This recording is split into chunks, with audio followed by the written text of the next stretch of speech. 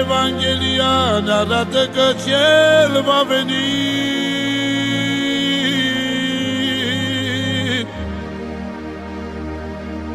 și biserica aleasă în cer o va răpi.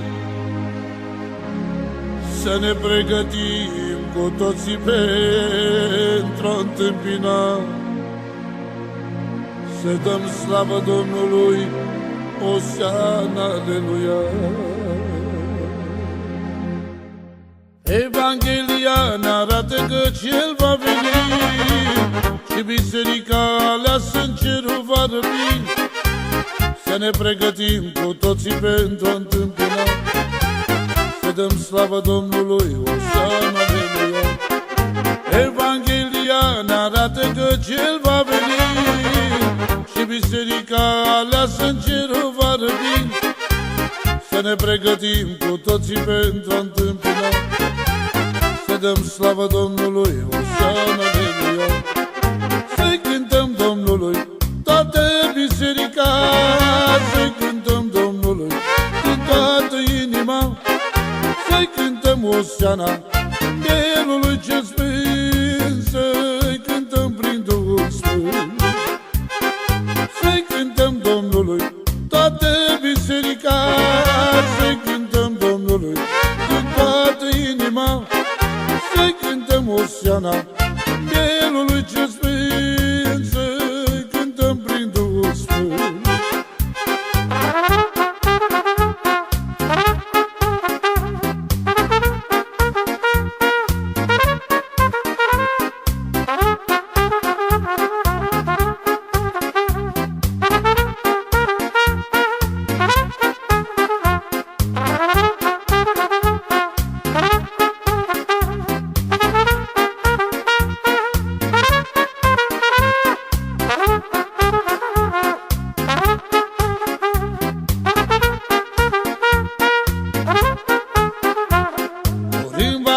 Domnul ne ia de pe pământ, curând va veni Domnul, ne duce în cerul sfânt. Curând va veni Domnul, ne duce în paradis, locul sfânt de El promis. Curând va veni Domnul, ne ia de pe pământ, curând va veni Domnul, ne duce în cerul sfânt. Curând va veni Domnul, ne duce în paradis, locul sfânt de El promis.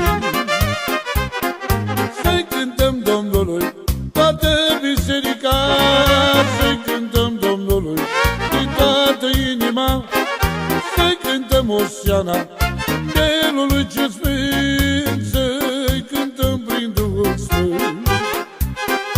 Să-i cântăm Domnului toată biserica, să-i cântăm Domnului din toată inima, să-i cântăm Osiana, Mielului cel sfânt, să-i cântăm prin Duhul Sfânt.